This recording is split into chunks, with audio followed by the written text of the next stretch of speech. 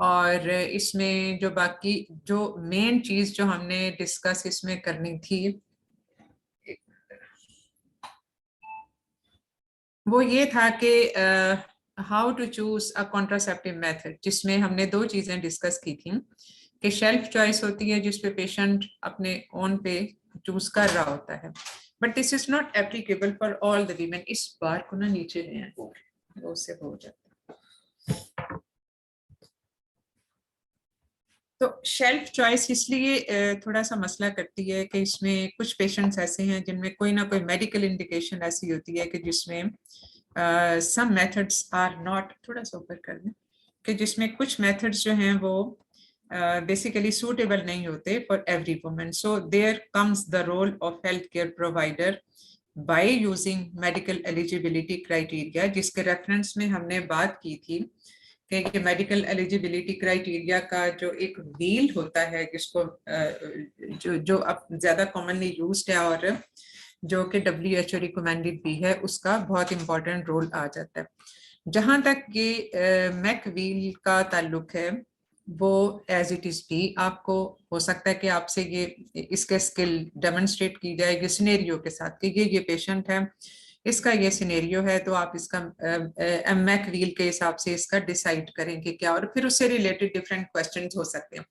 This may be just the opening of a question, opening of a scenario by using the Mac wheel, and then later on you can be asked certain questions related with that particular scenario. उससे contraceptive method से related बात हो सकती है या उससे related जो updates हैं उससे रिलेटेड। तो ये मैक व्हील के का जो सारा इन एंड आउट है वो सारा जानना आपके लिए जरूरी है। And sometimes you can be put a question के इसमें मैक व्हील आपने पढ़ाना है या सिखाना है अपने ट्रेनिंग्स को या अपने जूनियर्स को, तो वो आप कैसे सिखाओगे। तो वो भी एक बेसिकली स्किल टीचिंग स्टेशन वाले में ये चीज आ सकती है। तो यहाँ तक हमने बात कर दी थी अपने पिछली क्लास में। तो इसमें जो चीज एक इम्पॉर्टेंट थी कि इसका आखिर पर्पस क्या है। मतलब हमेशा से ऐसा होता रहा कि बस ये 1-to-1 डिस्कशन है, हमें पता है हाइपरटेंशन में हमने ये मेथड यूज नहीं करने, simple as that. But no, इसको ज्यादा रिफाइंड प्रिसाइज तरीके से एक मेथड चूज करने के लिए और सारे उसके प्रोज एंड कॉन्स को देखने के लिए MEC wheel has been proven a revolutionary step in the selection of the contraceptive measures. तो इसका पर्पस बेसिकली गाइडलाइंस के इस्तेमाल के मुताबिक उसको चूज करना है। और दूसरा ये कि इसमें जो डिफरेंट मिसकंसेप्शंस होते हैं कि इस चीज में ये नहीं करना, इसमें ये नहीं करना, वो भी एलिविएट हो जाते हैं। So we basically address the misconceptions regarding who can and cannot safely use a certain method of contraception. फिर उसमें जो मेडिकल बैरियर्स होते हैं, यानी बेसिकली कि जहाँ पे हेल्थ केयर प्रोवाइडर को मुश्किल हो सकती है कोई मेथड चूज करने में, वो भी खत्म हो जाते हैं। And access and quality of the care in the family planning वो बेहतर इम्प्रूव हो जाती है। तो इसमें जो अगर हम इसको ग्रॉसली एक बात करें, तो ग्रॉसली अगर हम देखें तो कुछ मेथड ऐसे हैं, कुछ कंडीशंस ऐसी हैं जिनमें हर मेथड यूज किया जा सकता है, और कुछ मेथड ऐसे हैं जो हर कंडीशन में यूज नहीं हो सकते, या हर कंडीशन ऐसी नहीं है जिसमें हर मेथड यूज हो सके। तो इसलिए जो कैटेगरी 3 और 4 हैं वो हाई रिस्क कैटेगरीज में आ जाती हैं, while 1 and 2 are considered to be the low risk categories. अब आपको ये जो डिफ्रेंसिएशन है कि 1 to 2 कैटेगरीज जो हैं उसमें क्या क्या कॉन्ट्रासेप्टिव मेथड और क्या क्या मेडिकल सिनेरियोज हैं, this you need to know, और ये आपको सिखाता है ये मैक व्हील। तो 3 and 4 categories are relatively unsafe categories, high risk categories हैं जिसमें हर मेथड इस्तेमाल नहीं किया जा सकता। तो इसलिए जो है ये इसमें ये हमें ये भी मैक व्हील ही बताता है। तो यहाँ पे आके हमने ये स्टॉप किया था अपनी पिछली क्लास को। अब इसमें जो कुछ लोगों ने बताया कि उन्होंने मैक व्हील को देखा हुआ, आई थिंक मेरा ख्याल है इस पार्ट 2 के लेवल तक पहुंचते पहुंचते ये चीजें तो आपको पता ही होती हैं, या कम से कम आपको थोड़ी सी अवेयरनेस होती ही है इसके बारे में कि व्हाट इट मीन्स, मैकफील का मतलब क्या है। अगर आपने प्रैक्टिकली ना भी देखा हो तो कम से कम आपको थोड़ा सा नॉलेज जरूर होता है। तो इसमें इसके बेसिकली अगर हम देखें तो इसके 3 पार्ट्स होते हैं। कहने को ये सिर्फ 2 सर्कल्स हैं, यानी एक ये इनर सर्कल है, ये वाला जो सारा वाइट के साथ ये यहाँ से लेके यहाँ तक, ये सारा जो है ये इनर सर्कल है। अब इनर सर्कल जो है इस पे सिर्फ यहाँ ये एक स्लिट सी होती है इनर सर्कल में, यानी ये जो नंबर्स हैं ये इनर सर्कल पे नहीं है, ये बाहर वाला आउटर सर्कल जो है ये उस पे होते हैं। ये जो है इसमें ये वी शेप व्यू स्लिट होती है जिसपे कि हम देख रहे होते हैं और उसके ऊपर ये घूम रहा होता है ये सारे का सारा इनर सर्कल, और उस पर डिफरेंट मेथड्स हैं। अब ये जो है ये सारे एक ही कैटेगरी में आते हैं मेथड, ये जो सबसे ऊपर है। इससे नीचे जो है वो प्रोजेस्ट्रोजन ओनली पिल्स आ जाती हैं, फिर उसके बाद इंजेक्शंस और ये जो ये सब चीजें वो आती हैं, फिर उसके बाद ये जो इम्प्लांट्स हैं वो सारे आ जाते हैं। और ये सारे basically related with usually related with the hormonal, क्योंकि जो हार्मोनल प्रेपरेशन है वो हर पेशेंट के लिए सेफ नहीं है। वेरिएंट मेथड हर पेशेंट के लिए सेफ है। अब इसी तरह से कॉपर IUCD भी है जो हर पेशेंट के लिए सेफ नहीं है। तो ये वो मेथड हैं जो हर पेशेंट यूज नहीं कर सकता। अब जैसे स्टरलाइजेशन है या ट्यूबल लाइगेशन है वो हर पेशेंट करवा सकता है, चाहे वो लो रिस्क हो या हाई रिस्क हो। तो इसमें वो मेथड शामिल नहीं किए गए जो कि जिनमें कोई सेफ्टी इशू है, जैसे बैरियर मेथड्स हैं, जैसे जो नेचुरल मेथड जो होते हैं जिसमें अनसेफ पीरियड और इसमें जो है ये सब चीजें, सर्वाइकल म्यूकस की थिनिंग वो देखनी होती है, फिर उसमें जो बेजल बॉडी टेम्परेचर है उसका इस्तेमाल, लैक्टेशनल एमेनोरिया, ये बहुत सारी चीजें हैं जो कि सॉरी जो 100% सारे पेशेंट्स में सेफ होती हैं। ये वो हॉर्मोन्स रिलेटेड या इंट्रायूट्राइन कॉपर डिवाइस है जो कि हर पेशेंट के लिए सूटेबल नहीं है। So there comes the selection criteria, और इसी को इन पे रिप्रेजेंट भी किया गया है ऑन द इनर सर्कल। अब जो आउटर सर्कल है that is basically linked with the different diseases, और इसके साथ इस पे नंबर बने हुए होते हैं डिफरेंट। अब ये इसको हम आगे जाके इनर सर्कल को और थोड़ा सा करीब से देखते हैं कि ये सारी वो डिजीजेज हैं, पेशेंट के को हेडेक है या उसको कोई मेडिसिन ले रही है, डिफरेंट मेडिसिन की कैटेगरी फिर आ जाएंगी, या पेशेंट को कार्डियोवैस्कुलर डिजीज है या उसको थ्रोम्बोएम्बोलिज्म मौजूदा या प्रीवियस लिवर डिजीजेस हैं, या ब्रेस्ट जो है वो CA है पहले रह चुका है या मौजूदा है या हिस्ट्री है, ये डिफरेंट उसमें कैटेगरीज आ जाएंगी। तो ये वो हैं वो हाई रिस्क पेशेंट्स हैं जिनमें फिर हमने ये देखना है इस सर्कल को घुमा के कि ये किस कैटेगरी में आ जाता है, ये किस कैटेगरी में आएगा। अगर जैसे स्मोकिंग को आप देख लें, एज लेस देन 25, ये जो सामने शो हो रहा है इसको आप देख लें, तो एज लेस देन 25 सारे मेथड यूज हो सकते हैं। तो इसमें जो है वो क्योंकि ये कैटेगरी 2 है जो सेफ है, 111 ये सारे वो भी सारे सेफ है। तो इससे हमें अंदाजा हो जाएगा कि एक ऐसी यंग गर्ल जो less than 25 years of age है और स्मोक करती है, तो उसमें जो ये वाले सारे के सारे मेथड्स हैं वो सेफ हैं या नहीं है। तो ये हमें पता चल गया कि ये कैटेगरी 1 और 2 है तो सब सेफ है, हम कोई भी इसमें से इस्तेमाल कर सकते हैं which the patient opt for herself. अब इसको हम आगे चल के देखते हैं। अब ये है जो इसका थोड़ा सा और समझने के ये उसमें शो किया हुआ है जरा और इसका क्लोजर व्यू। तो अब इसमें ये एक और है पोस्टपार्टम एंड ब्रेस्ट फीडिंग, यानी अगर लेस देन 48 आवर्स हुए हैं उसकी डिलीवरी को, पेशेंट की डिलीवरी को, तो हम ये नहीं दे सकते, हम कंबाइंड पिल्स नहीं दे सकते, हम कोई पैच रिंग इंजेक्टेबल कुछ नहीं दे सकते। और progesterone only pills is just safe in the breastfeeding as well as in the immediate postpartum period। और इसी तरह से प्रोजेस्ट्रोजन ओनली इंजेक्टेबल ये भी नहीं दे सकते। इम्प्लांट्स यस हम दे सकते हैं इसको, और लिवर नॉट जेस्ट्रोल यस हम वो भी दे सकते हैं, क्योंकि पोस्टपार्टम जो IUCD है वो तो इसमें आ जाती है ना। अब एक चीज आप ये देख रहे होगे कि 4 के साथ D आता है। अब D का क्या मतलब है?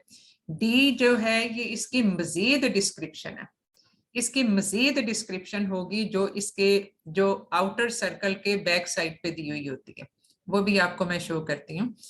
इसी तरह से ये 2 पे जो है ये भी एक नंबर दिया हुआ है जो बहुत क्लियरली विजिबल नहीं है, लेकिन ये जहां पे ये नंबर दिया हो ये ए से लेके आगे जी तक सारे के सारे होते हैं, तो इसमें जो भी हो वो आप बैक साइड पे देख लें। तो जहां पे ये कंफ्यूजन होगी कि ये लिमिटेशन है 4 है अनसेफ है, लेकिन डी का क्या मतलब है, this you will see on the back side of this circle of this wheel.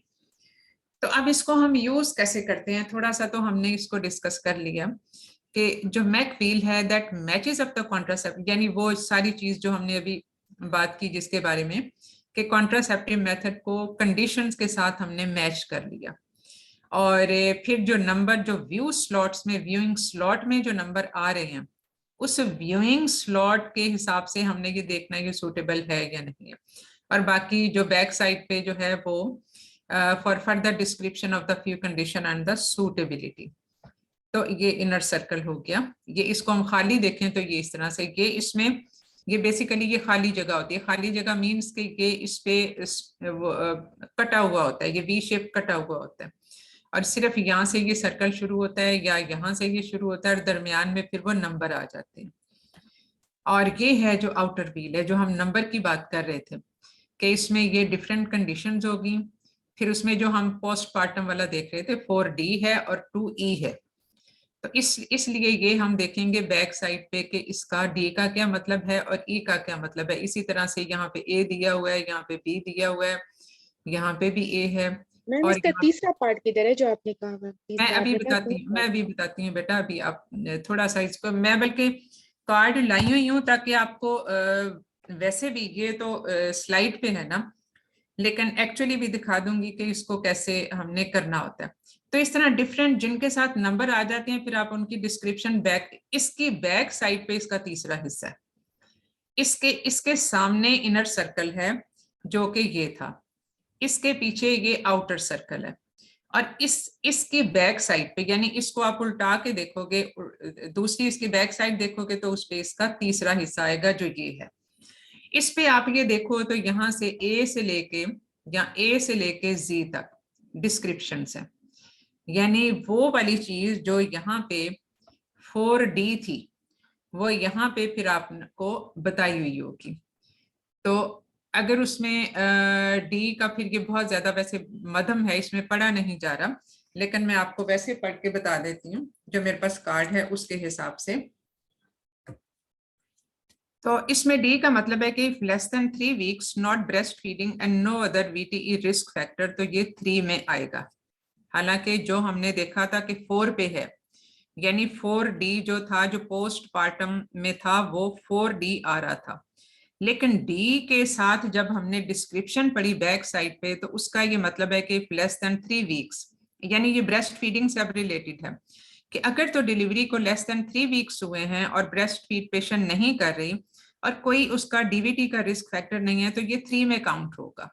तो 3 का मतलब ये है 3 एंड 4 तो एब्सोल्युटली हम कॉन्ट्राइंडिकेशन वाली बात करते हैं, लेकिन 3 वो चीज है जिसमें डेफिनेटली रिस्क फैक्टर हैं, लेकिन अगर आप समझते हो कि ये देना ही जरूरी है या इसी को देना चाहिए या पेशेंट यही ले सकता है, तो फिर उसमें उसके रिस्क फैक्टर्स की मॉनिटरिंग के साथ रिस्क फैक्टर की डिस्क्रिप्शन के साथ फिर उस सूरत में आप उसको यूज कर सकते हो। तो ये हमने मजीद उस 4D को मजीद हमने जो है वो देख लिया कि ये जो है इसका क्या मतलब था। तो ये 3 में भी काउंट हो सकता है for breast feeding if the age of the child is less than 3 weeks.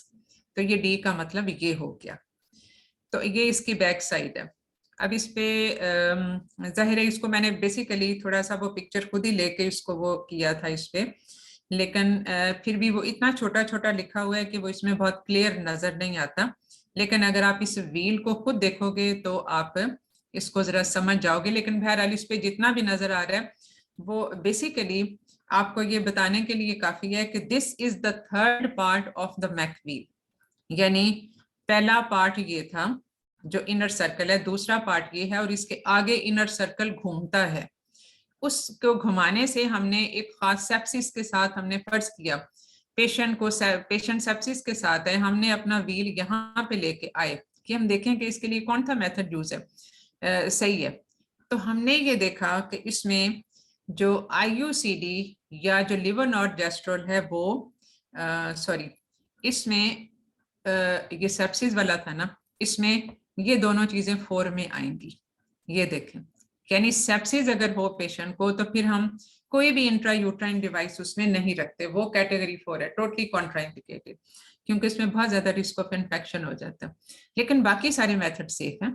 तो सेप्सिस में ये हम तो इस तरह से हमें पता चल गया, हमें अंदाजा हो गया। हालांकि वैसे भी ऑन जनरल ग्राउंड जब ये मैकवील नहीं भी इस्तेमाल होता था तब भी हमें पता था कि सेप्सिस अगर हो तो हम IUCD या कोई ऐसी इंट्रायूट्राइन डिवाइस हम नहीं यूज करते। But to be sure about the other things, फिर हमने इसको जो है वो मजीद जो है वो इसको देख लिया कि बाकी तो सारे 1 कैटेगरी में।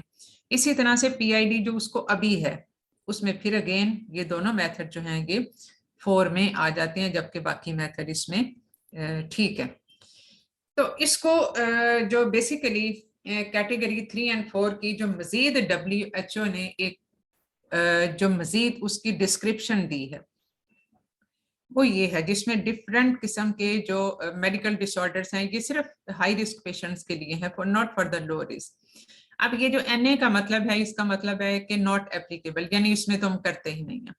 ये जो सेक्शन 1 एंड 2, सेक्शन 1 या बाकी जो सारे इधर से भी आ जाएंगे सेक्शन, ये 2 है, ये सारे। अब इस सेक्शन की डिस्क्रिप्शन आप यहाँ पे देखोगे, ये सेक्शन की डिस्क्रिप्शन यहाँ पे आएगी, और ये जो IC जहाँ पे ये लिखा होगा I या C, इसका ये मतलब है यहाँ पे इनिशिएट ये वाला आप कर सकते हो और ये कंटिन्यू आप कर सकते हो। ठीक है, ऑलरेडी अगर वो कंटिन्यू उसने एक इस्तेमाल कर रही है पेशेंट, तो उस सूरत में फिर आप इसको कंटिन्यू कर सकते हैं।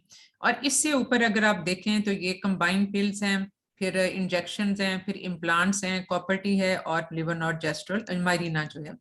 तो इससे रिलेटेड नीचे ये पर्टिकुलर कंडीशन जो है, इस्केमिक हार्ट डिजीज है, स्ट्रोक है, कॉम्प्लिकेटेड वेल्वुलर हार्ट डिजीज है, तो उसमें ये कंबाइंड पिल्स तो सारी की सारी टोटली कॉन्ट्राइंडिकेटेड, यानी जितने DVT और हार्ट से रिलेटेड प्रॉब्लम है उन सब में कॉन्ट्राइंडिकेटेड है। तो इसी तरह से जो smoking for more than age 35 है या multiple risk factor for cardiovascular disease तो भी कॉन्ट्राइंडिकेटेड है।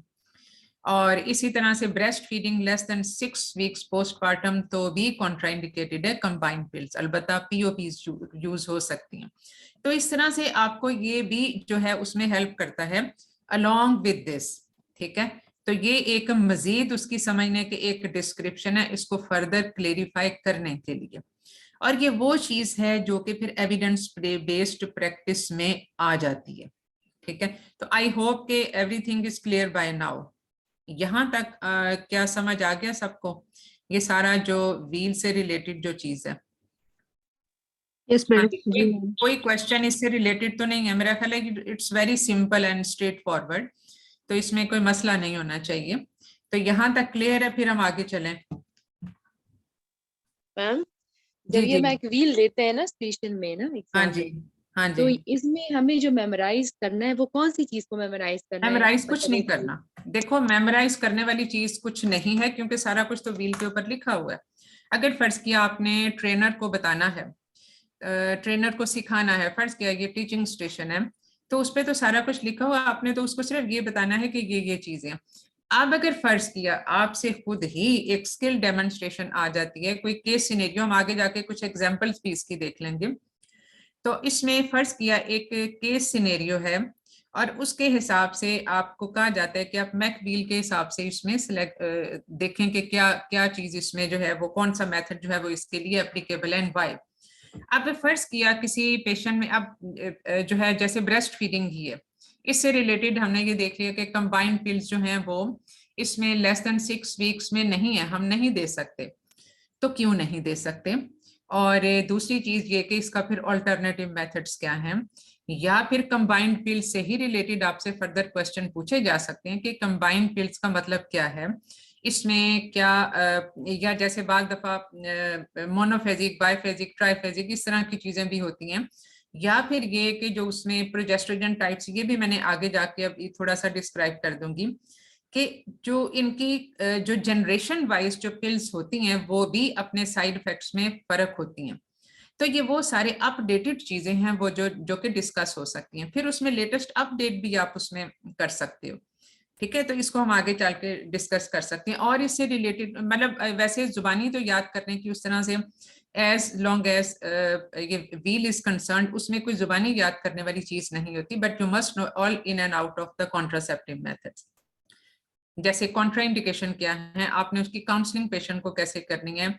जब भी हम कोई मेथड यूज करते हैं, फर्ज किया कंबाइंड पिल्स जो हैं वो अगर आपने यूज कर ही ली, कोई ऐसा पेशेंट है जिसमें आप समझते हैं कि ये सूटेबल है, तो उस सूरत में जैसे ये मोर देन 6 months पोस्टपार्टम है, तो इसमें हम कब इसको यूज करते हैं, इसका क्या तरीका कार क्या होता है, इसमें काउंसलिंग पेशेंट की क्या होती है, what are the additional instruction to be given to the patient, and what are the side effects, and what things should be monitored while she is on contraceptive method, and what are the other non-contraceptive advantages of using the combined pills। तो ये कुछ questions भी related with that particular method जो है ये फिर आ जाते हैं।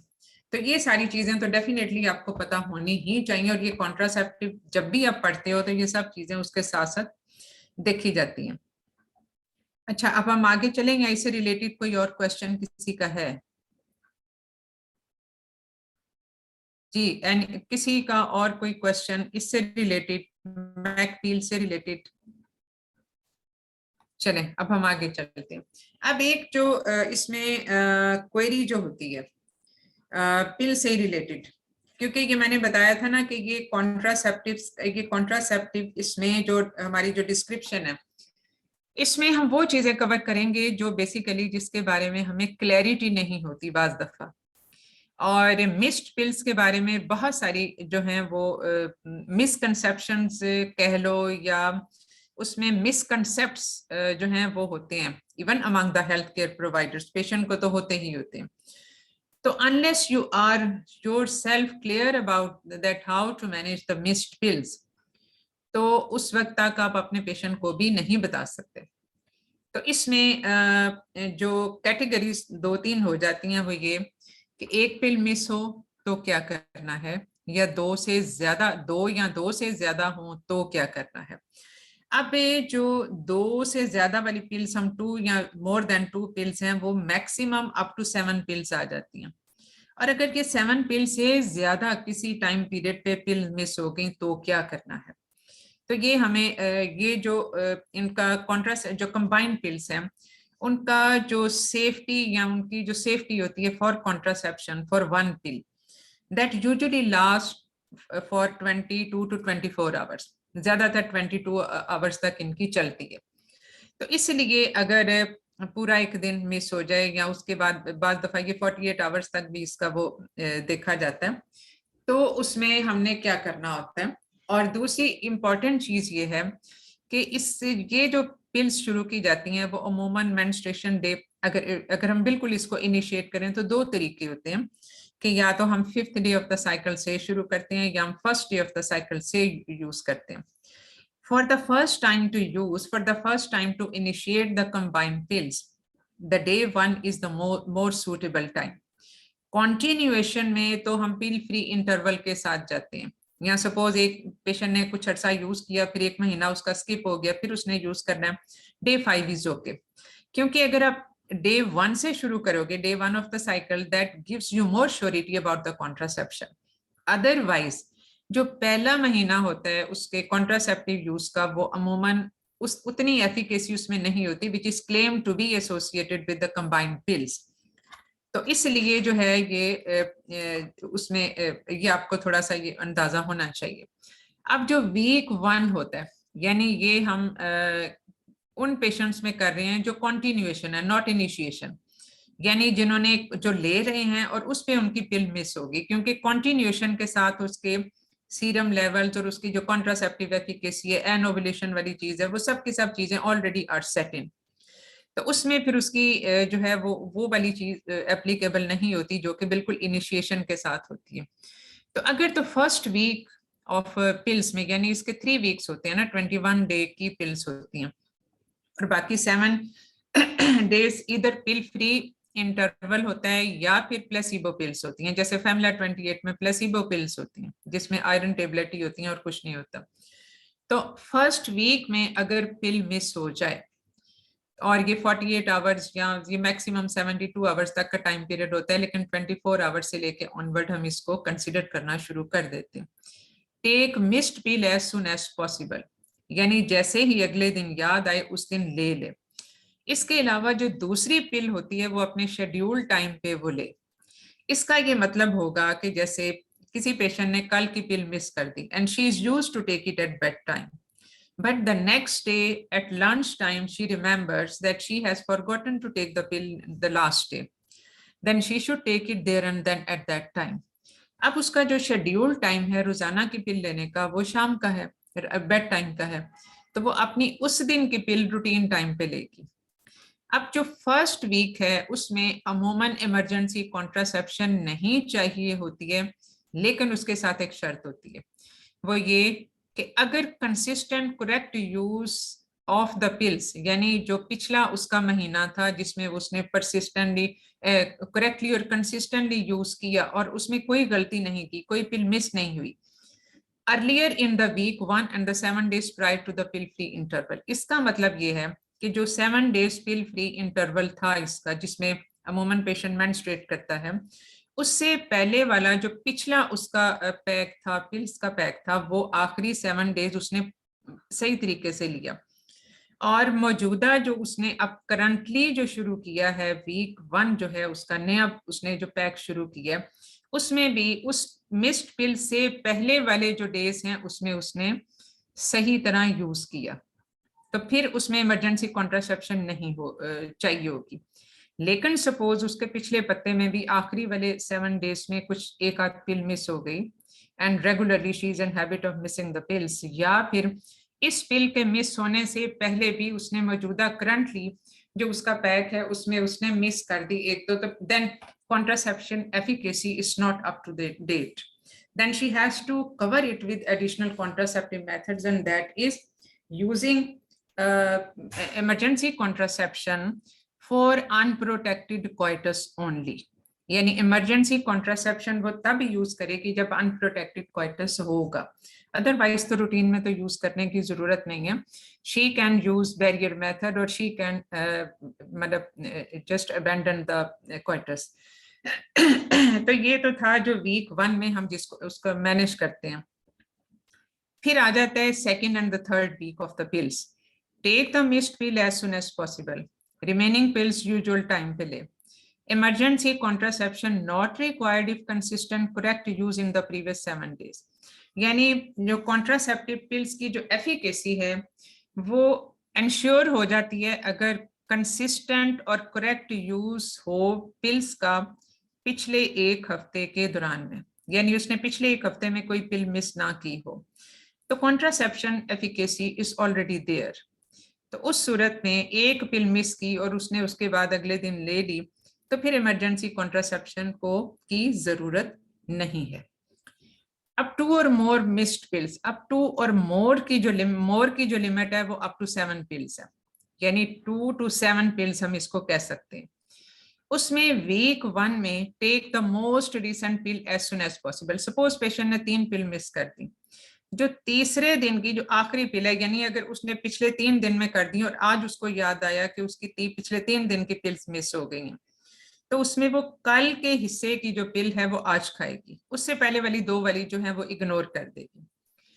तो take the most recent pill as soon as possible, continue taking the remaining pills at the usual time, schedule time जो है उसके मुताबिक लेती रहे। अवॉइड क्वाइटस और use barrier methods until 7 consecutive pills have been taken। Emergency contraception for unprotected coitus, consider a follow-up pregnancy test।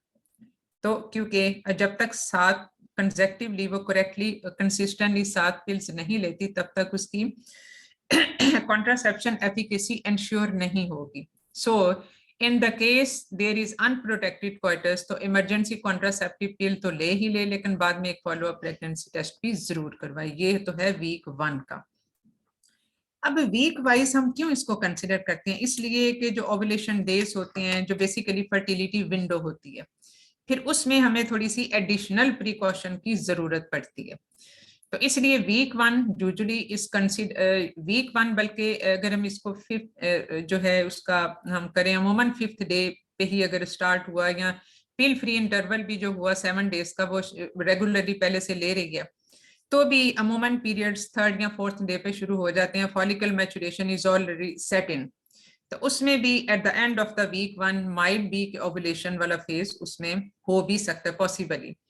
तो इस वजह से फिर इमरजेंसी कॉन्ट्रासेप्शन लेनी पड़ती है उसमें, बिकॉज ये एक फर्टिलिटी विंडो वाली हम बात करते तो हैं, लेकिन 100% गारंटी नहीं होती कि प्री मेंस्ट्रुअल या इमीडिएटली पोस्ट मेंस्ट्रुअल ओवुलेशन नहीं हो सकती, रेयरली इट कैन बी, तो हमें उसको भी कवर करना होता है।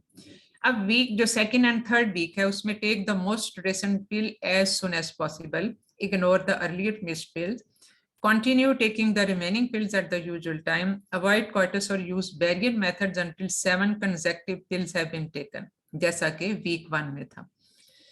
और अगर तो उसने प्रीवियस 7 डेज में कंसिस्टेंटली परसिस्टेंटली करेक्ट यूज उसका हुआ तो इमरजेंसी कॉन्ट्रासेप्शन जरूरत नहीं है, ये भी जैसे वीक 1 में था। लेकिन अगर 2 और more missed pills in the 7 days, यानी वीक 3 की हम बात अब कर रहे हैं, यानी 3rd वीक में अगर 2 या 2 से ज्यादा पिल्स मिस हो गई, तो फिर उसका जो पिल फ्री इंटरवल है उसको स्किप कर दो और रीस्टार्ट द न्यू पैक, यानी 21 दिन की गोलियां आपने पूरी कर ली और 21 दिन के बाद जो अगला नया पता है आपने पिल फ्री या जो उसकी प्लेसिबो पिल्स है उनको डिस्कार्ड कर दें, या जो पिल फ्री इंटरवल वैसे देना होता है, अगर ऐसी टेबलेट ले रही है जिसमें प्लेसिबो पिल्स नहीं है, तो फिर उसमें जैसे ही उसकी 21 पिल्स वाला वो पत्ता खत्म होगा उससे अगले दिन उसने दूसरा नया पत्ता शुरू कर लेना है। यानी 3rd वीक में जाके हम, बाकी तो सारी वही चीजें हैं जो वीक 1 से है रिलेटेड है, लेकिन 3rd वीक में एडिशनल चीज ये है कि इसमें जो है वो इसमें उसने पिल फ्री इंटरवल को स्किप कर देना और परसिस्टेंटली कंटिन्यूअसली उसने यूज करते रहना। लेकिन अगर कभी 7 मिस्ड पिल्स हो जाए, यानी more than 7 pills, up to 7 तो हम इसको 2 to 7 वाले उसमें सारी कैटेगरी में फिट करते हैं, लेकिन अगर 7 मिस्ड पिल से भी ज्यादा हो जाए, और ये कभी कभी हो जाता है, वैसे तो हैरानी होती है कि कोई पेशेंट इतना 7 पिल से भी ज्यादा पिल मिस कर सकता है, मे बी आउट स्टेशन हो, may be she is not getting the new pack, या उससे गुम हो गया या गिर गया या जाया हो गया, what ever, there can be many reasons.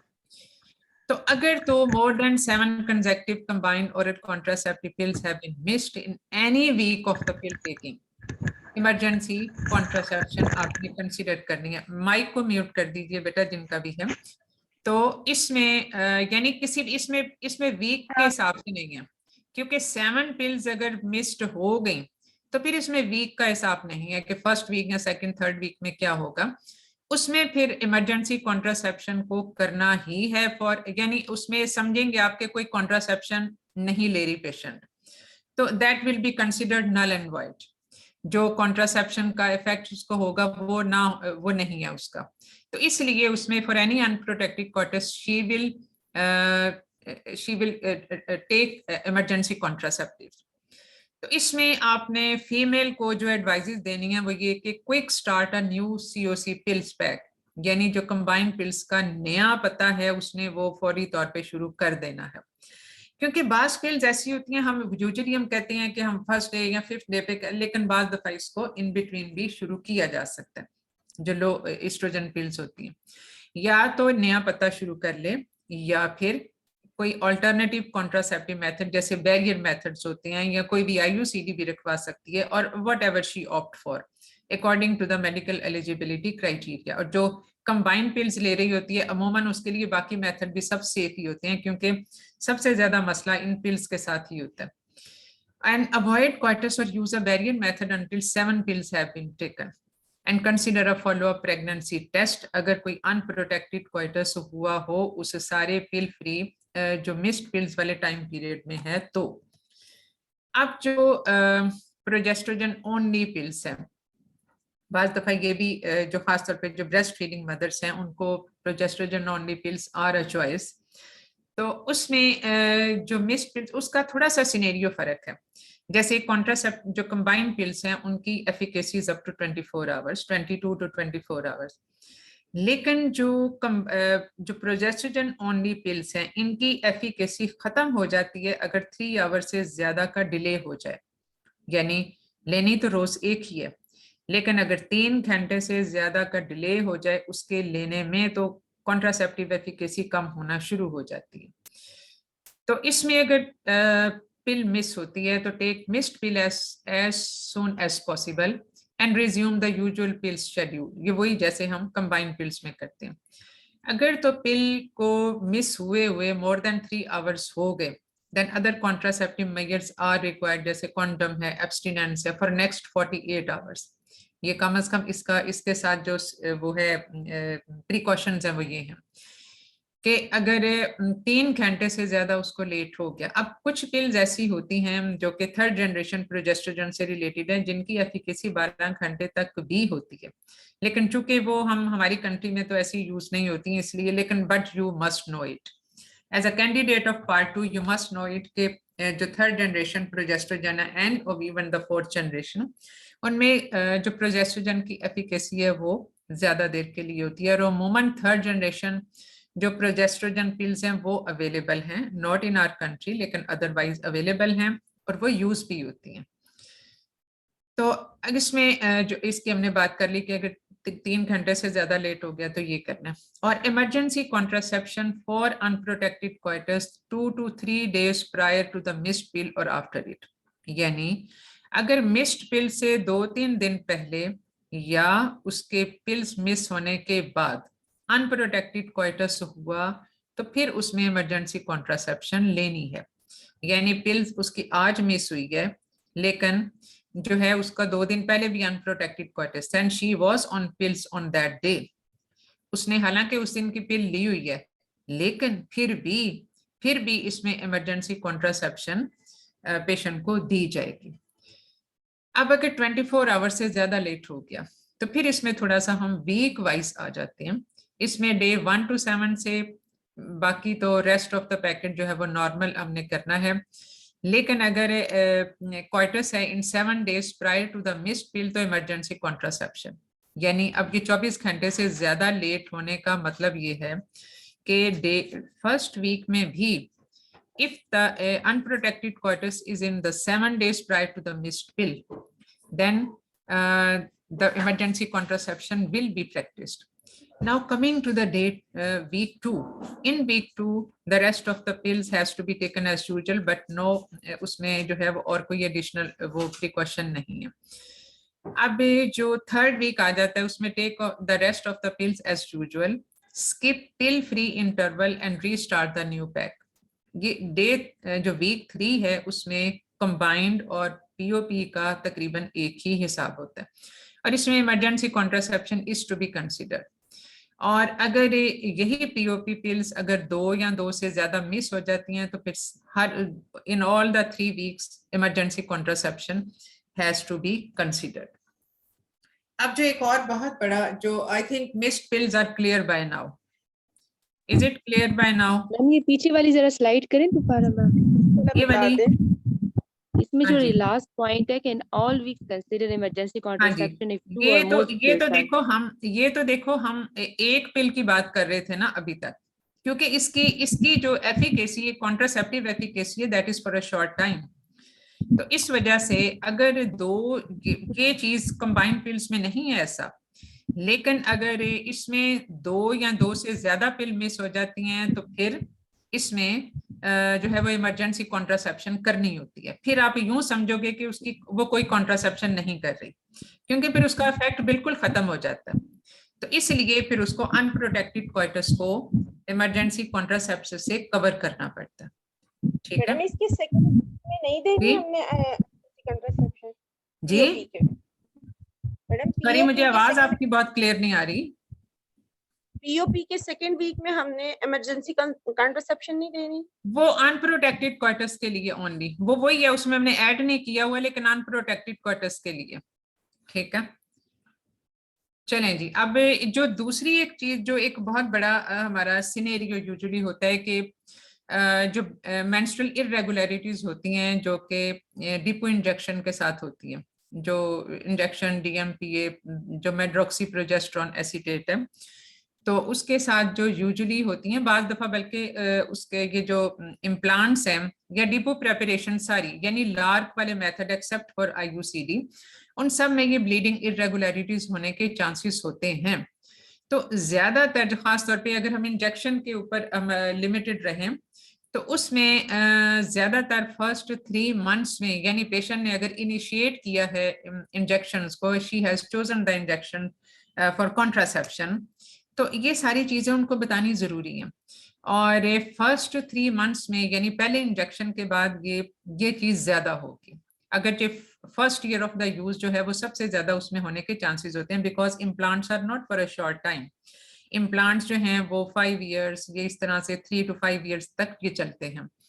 और बाकी जो हैं ये इसमें ज्यादातर जो रीजन होती है वो क्या होती है, अगर इस पे मैंने लिखा तो हुआ, लेकिन what else you can think about the reason for this irregular bleeding schedules, जो अनशेड्यूल्ड ब्लीडिंग भी जिसको हम कहते हैं, तो क्या रीजन हो सकती है इसमें?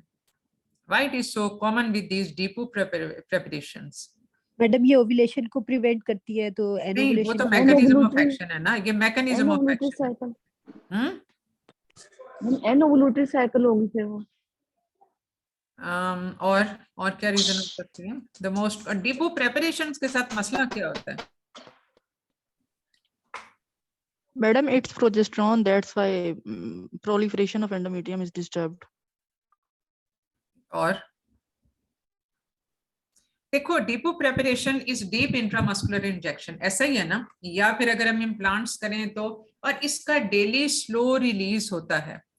अब ये जो खास तौर पे जो इंजेक्शन के साथ एसोसिएटेड है, क्योंकि ये irregular bleeding pattern are more common with the injection, depot injection जो है वो इसलिए कि डीप इंट्रामस्कुलर इंजेक्शन है, इसका release per day can be some time variable, और ये जो है इसकी जो वेरिएबल लेवल्स हैं, सीरम लेवल्स हैं, that is very important reason for withdrawal bleeding off and on. जो अनशेड्यूल्ड ब्लीडिंग होती है या जो विथड्रॉल ब्लीडिंग होती है, अगर आप जो पेशेंट को जो हम पिल्स पे दे रहे होते हैं या इरेगुलर वेजाइनल ब्लीडिंग के लिए जो हम हार्मोनल प्रेपरेशन दे रहे होते हैं, तो हमारी बहुत एक स्ट्रॉन्ग इंस्ट्रक्शन जो पेशेंट को होती है for the regular use of those hormonal pills, और वो इसलिए होती है कि अगर सीरम लेवल उसके ऊपर नीचे होंगे उसके हिसाब से विथड्रॉल ब्लीडिंग हो जाएगी।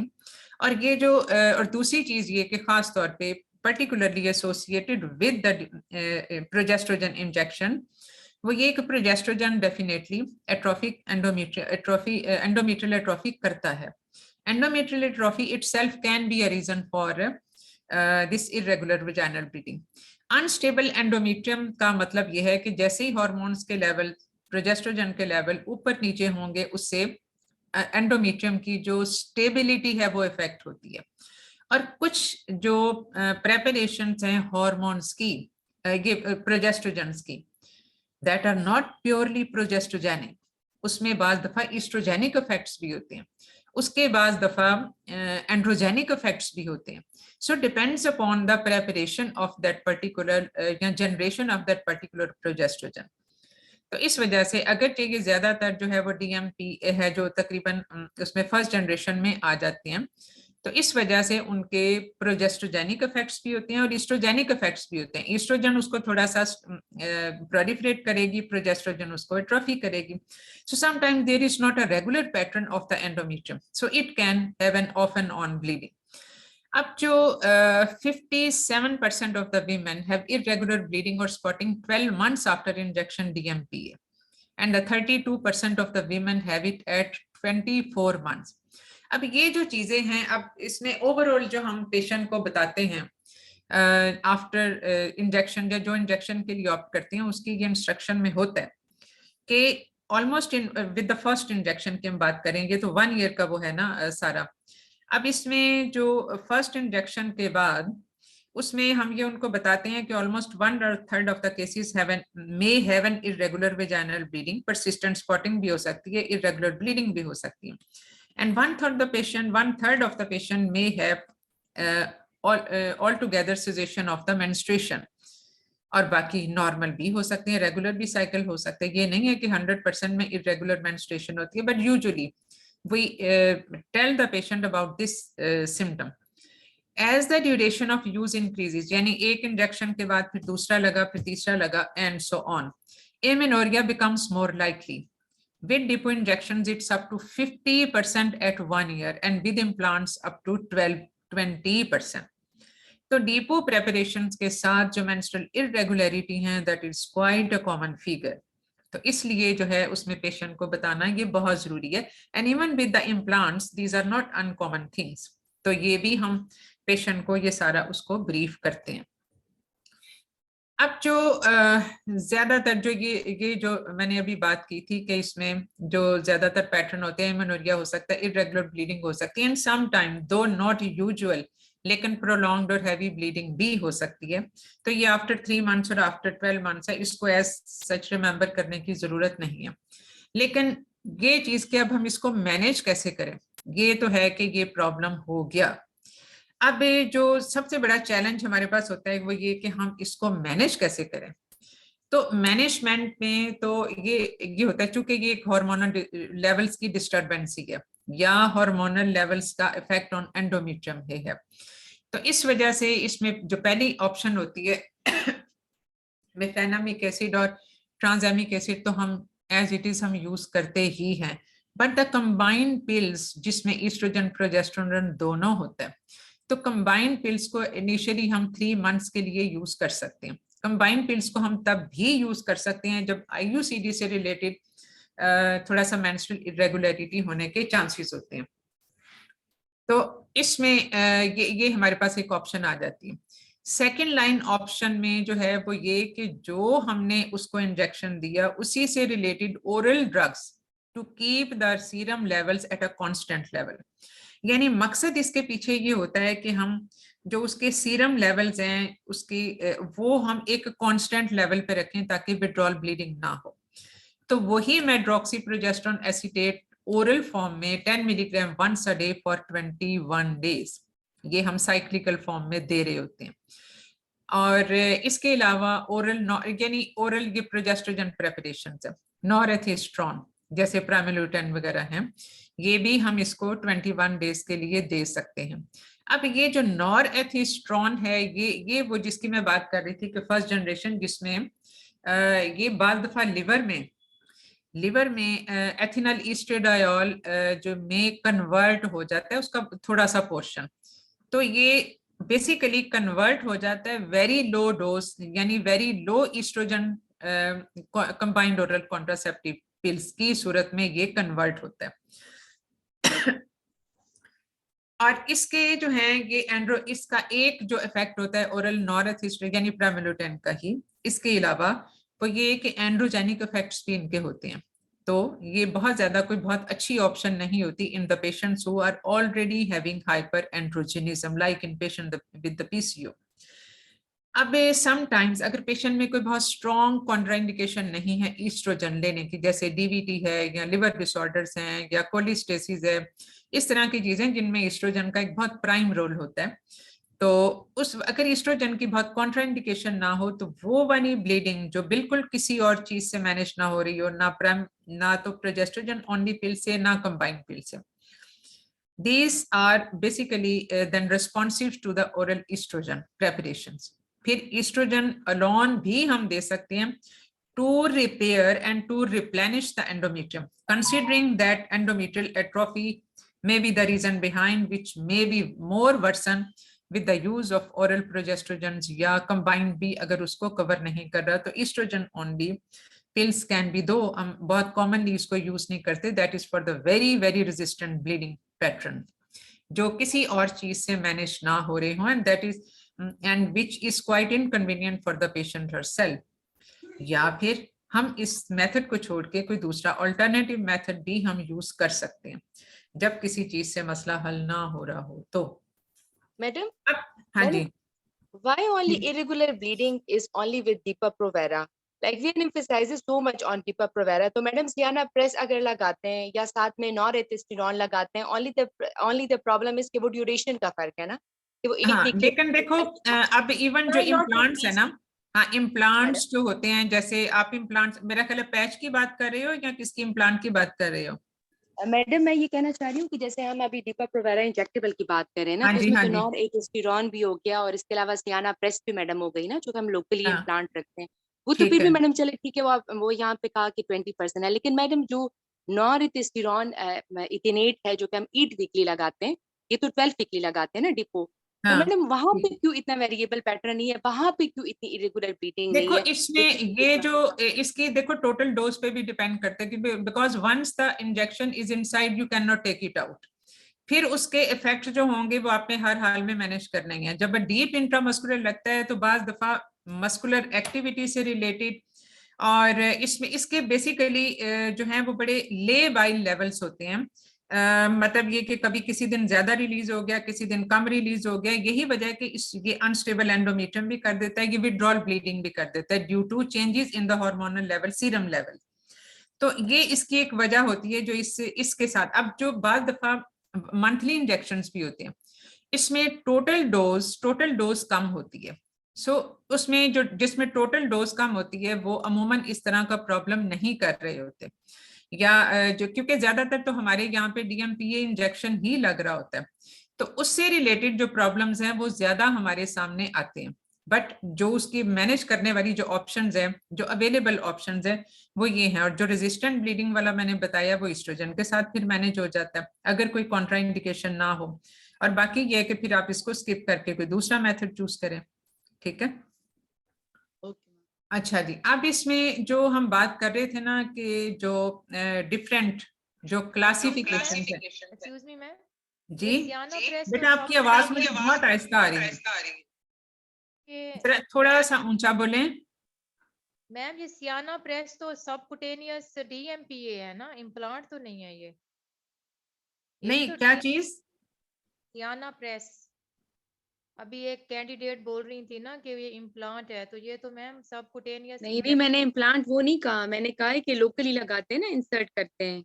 हाँ I हाँ, was used देखो to mean बाद like दफा that. डीएमपीए एक मिनी इंजेक्शन की उसमें भी आता है जिसमें 150 की बजाय 105 भी होता है, and just to minimise these side effects. वो जो 105 वाली प्रेपरेशन है डीएमपीए की वो भी अवेलेबल है, जो सेल जो ऑलरेडी प्री फिल्ड फॉर्म में आता है और उसको भी लगाते हैं, और वो सबकुटेनियस लगता है, वो डीप इंट्रामस्कुलर नहीं होता। तो उसके साथ ये ब्लीडिंग पैटर्न्स कम होते हैं, उसकी डोज कम होती है। तो जितना डोज कम होगी उतना ही उसके ब्लीडिंग पैटर्न्स जो हैं वो इतने ज्यादा नहीं होते।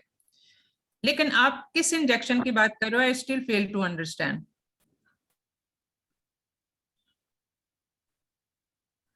चलें फिर हम आगे चलें। अब तो जो हम प्रोजेस्टेरोन की डिफरेंट प्रेपरेशंस की बात कर रहे थे, अब जो हमारी जो डिफरेंट जो अवेलेबल हैं, ज्यादातर जो हमारी ओरल कॉन्ट्रासेप्टिव पिल्स हैं उनमें ज्यादातर फर्स्ट जनरेशन या सेकंड जनरेशन जो है ये कंबाइन होते हैं।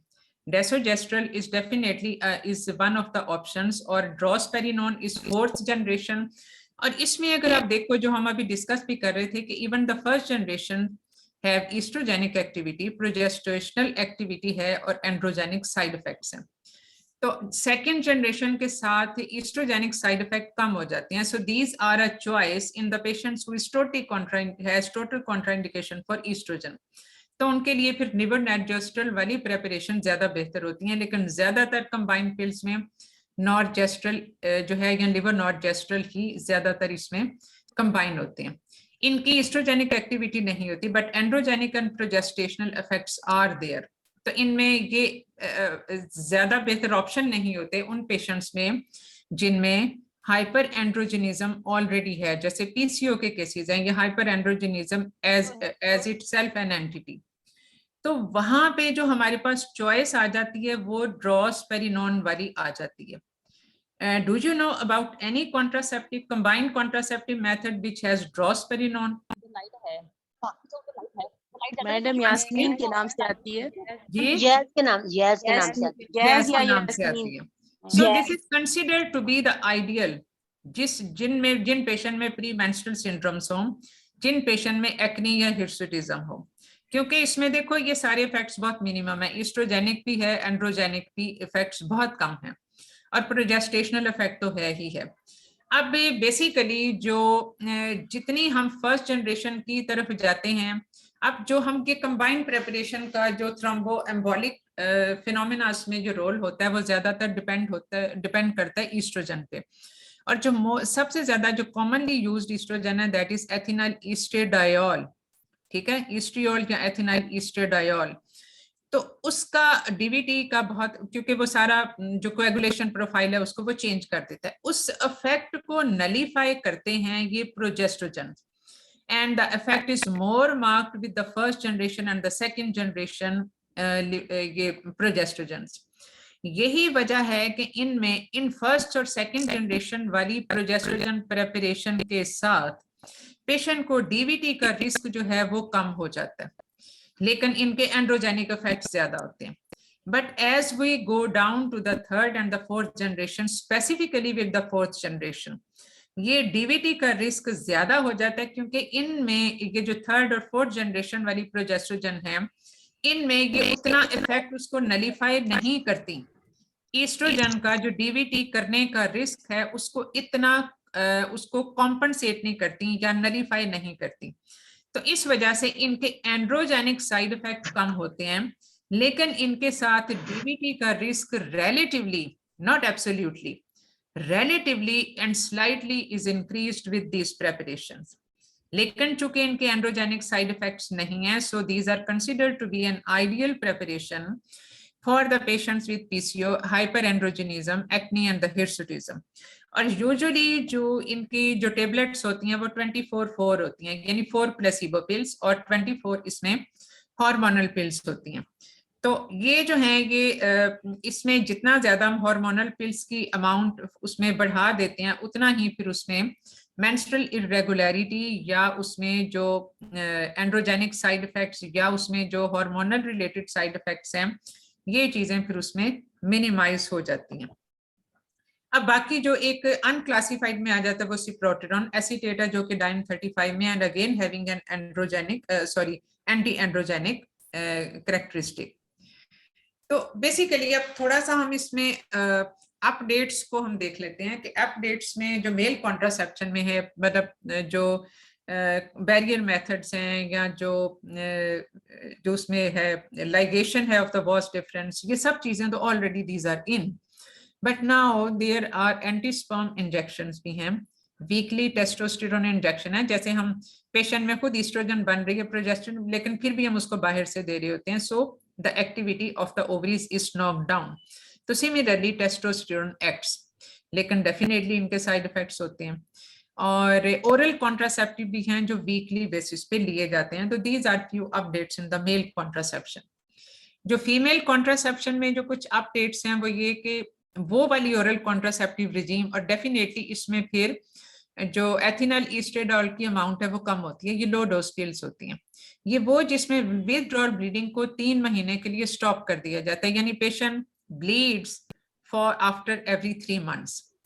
तो इसलिए जो है ये लेटेस्ट अभी 1 नवंबर की उसमें है, उसके हिसाब से ये अपडेट है। तो वो ओरल कॉन्ट्रासेप्टिव जो कि जिनमें विथड्रॉल ब्लीडिंग की फ्रीक्वेंसी कम हो जाती है, इसमें 84 कंटिन्यूअस डेज ऑफ एथिनाइल ईस्ट्रेडायोल है और लेवोनोर्जेस्ट्रोल की ये कॉम्बिनेशन के साथ है, और उसके बाद एक 7-day पिल फ्री इंटरवल होता है, यानी 84 हार्मोनल पिल्स हैं और उसके बाद 7-day पिल फ्री इंटरवल है। फिर उसके बाद है एक ओरल कॉन्ट्रासेप्टिव पिल जिसमें डेजोजेस्ट्रोल है, ठीक है, डेजोजेस्ट्रोल इज 3rd जनरेशन। अभी तक तो ये अवेलेबल थी 1st और 2nd जनरेशन पीओपीस में, लेकिन डेजोजेस्ट्रोल वाली पिल भी अब अवेलेबल है।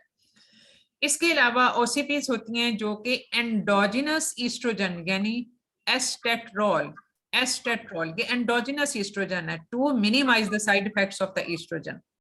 तो ये एस्टेट्रोल है जो 14.2 मिलीग्राम में होता है, एंड ड्रोस्पेरिनोन 3 मिलीग्राम में, इसके भी 24/4 पिल्स हैं। और ये अब ये जनरेशन वाइज क्या फर्क होता है, जनरेशन बेसिकली होती हैं कि उनकी जो एफिकेसी है बढ़ाई जाए और उनके साइड इफेक्ट को कम से कम किया जाए, तो ये generation wise 1st generation 2nd 3rd, जैसे एंटीबायोटिक्स में भी होता है। तो उसमें जो उसका स्पेक्ट्रम ऑफ एफिकेसी है वो थोड़ा सा चेंज हो जाता है। तो बहरहाल ये है एक जो जिसमें एस्टेट्रोल होता है और ड्रोस्पेरिनॉन होता है। गैस वगैरह में तो हमें पता ही है ना कि वो क्या है, जिसमें drospirenone is already there in the Yaz. Transdermal patch है जिसमें एथिनल ईस्ट्रेडायोल है और लेवोनॉर्जेस्ट्रोल है। इसके अलावा विजाइनल कॉन्ट्रासेप्टिव जेल भी है जो कि जिसमें लैक्टिक एसिड है, सिट्रिक एसिड एंड पोटेशियम बाइटार्ट्रेट है, यानी इसमें कोई हार्मोनल कंटेंट नहीं है, सिर्फ लैक्टिक एसिड है, सिट्रिक एसिड है, पोटेशियम बाइटार्ट्रेट है। It prevents pregnancy by maintaining an acidic vaginal environment which is hostile for the sperms. यानी ये sperms को kill कर देता है। So this gel has to be used before the coitus. ये intravaginally. तो उसमें sperms की inactivation हो जाती है और उसमें ये उसको फिर उसका असेंड और ये सारा बेसिकली उसके उसी तरह से ये फिर कॉन्ट्रासेप्शन, ये खास तौर पे उनके लिए बहुत आइडियल है जिनमें hormonal contraceptives are totally and obsoletely contraindicated. तो उनमें, लेकिन उसका एक नुकसान ये है कि ये बाद दफा विजाइनल इरिटेशन करता है क्योंकि लैक्टिक एसिड भी है, सिट्रिक एसिड भी है, पोटेशियम बाइटार्ट्रेट भी है। तो विजाइनल इरिटेशन का मसला इन पेशेंट्स में हो सकता है जो कि सो this is more usable and more useful जिनमें ओकेजनल क्वार्टर्स वाली चीज है जो कि कॉन्टिन्यूसली अदरवाइज बाकी हार्मोनल पिल्स पे नहीं रहना चाहते।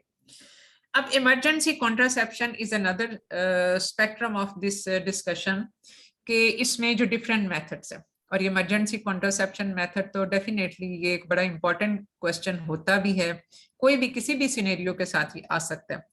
तो इसमें जो 4 हमारे पास ऑप्शंस होती हैं, इसमें यूएसपी मेथड जो अब जरा इतना कम ही यूज होता है क्योंकि इसमें जरा थोड़े से इसके साइड इफेक्ट ज्यादा हैं, और इसमें 200 माइक्रोग्राम ऑफ एथिनाइल ईस्ट्रेडायोल और 2 milligram norgestrel, 2 doses 12 hours apart within 72 hours. तो ये अमूमन इससे को जो है वो उसका अगर इस फॉर्म में ना अवेलेबल हो तो इसको ज्यादातर जो ओरल कॉन्ट्रासेप्टिव पिल्स हैं उनकी डोज को ही डबल करके तो दे दिया जाता है, जो डेफिनेटली यूएसपी मेथड का उस तरह से ट्रू क्राइटेरिया पूरा नहीं करता, लेकिन यूएसपी मेथड में जो आइडियल जो प्रेपरेशन या जो रजीम है या जो डोज है वो इसकी यही है। अब जो सबसे ज्यादा इफेक्टिव मेथड होता है वो आईयूसीडी इंसर्शन है जो 99% इफेक्टिव है and it is effective for a longer time, यानी पेशेंट अगर आ गया है 5 दिन के बाद तो उसमें जो है वो still it is effective because it will, चाहे वो जो है वो फॉलिकल जो है उसकी फर्टिलाइजेशन भी हो चुकी हो बाय दैट टाइम, लेकिन it will prevent the implantation, तो इसलिए इसका एक लॉन्ग टर्म इफेक्टिव यूज है। लेवोनॉर्जेस्ट्रोल जो 150 माइक्रोग्राम 1 डोज और 75 microgram 2 doses 12 hours apart can be used within 96 hours of unprotected coitus. इसके अलावा जो एक और चीज जो एफिकेसी में इक्वल टू आईयूसीडी है, आईयूसीडी का तो फायदा ये है कि आपने एक दफा रख दिया उसको जो है वो उसमें अनप्रोटेक्टेड क्वार्टर्स के बाद एक दफा आईयूसीडी इंसर्ट कर दी तो इट विल गो ऑन, अपना इफेक्ट उसका चलता रहेगा। लेकिन जुलिप्रिस्टल एसीटेट जो कि एला1 के नाम से आती है 30 मिलीग्राम जस्ट स्टैट डोज, और ये 120 आवर्स ऑफ अनप्रोटेक्टेड क्वार्टर्स पे भी यूज हो सकती है, यानी सेम 5 डेज, जो कि आईयूसीडी का ये है कि उसमें वो चलती रहेगी, जबकि ये फिर ये जस्ट वन टाइम इसका एक इफेक्ट होगा। So if the patient has to, और patient emergency contraception should not be used for more than 2 times in a 1 month, यानी अगर पेशेंट को इतना फ्रीक्वेंटली यूज करना पड़ रहा है इमरजेंसी कॉन्ट्रासेप्शन तो फिर बेहतर है कि वो एक ऑल्टरनेट कॉन्ट्रासेप्शन मेथड पे चली जाए, क्योंकि then that definitely affect the regular menstrual cycle, that definitely is associated with the side effects of the hormonal pills. ठीक है, हाँ जी, कोई क्वेश्चन? जी मैम, आईयूसीडी किसी भी डे पे लगा सकते हैं, जैसे 5 डेज के बाद लगा सकते हैं विदिन 5 डेज, हाँ जी, किसी भी डे पे लगा सकते हैं। अच्छा, मतलब ये नहीं कि ओव्यूलेशन से पहले बाद में आइए तभी लगाना। अप टू 5 डेज का मतलब ये है कि अप टू 5 डेज किसी भी दिन। जी जी, ठीक है। इसी तरह से जो एला1 है वो भी अप टू 5 डेज किसी भी दिन, लेकिन ये 1 टाइम होगा, आईयूसीडी जो है वो लॉन्ग टाइम होगा, तो इसके फायदे ये हैं। ठीक है, तो बाकी जो इमरजेंसी इसको हम छोड़ देते हैं, स्किप कर देते हैं। पोस्टपार्टम कॉन्ट्रासेप्शन जो है वो डेफिनेटली एक बहुत इंपॉर्टेंट एरिया ऑफ डिस्कशन है। उसमें जो PPIUCD का रोल है वो आप सबको पता है, पोस्ट प्लेसेंटल एंड पोस्टपार्टम दोनों चीजें होती हैं, and with in maximum with in 48 hours, preferably with in 24 hours. और पोस्ट प्लेसेंटल का मतलब ये है कि जैसे ही प्लेसेंटा आउट को साथ ही आपने इंसर्ट कर दी। इसकी जो एफिकेसी है as compare to the traditional IUCD insertion definitely कम है, कॉम्प्लिकेशन रेट्स ज्यादा है, but this is basically ideal for the patients who are not so much compliant and whom you think that will be lost for the follow-up.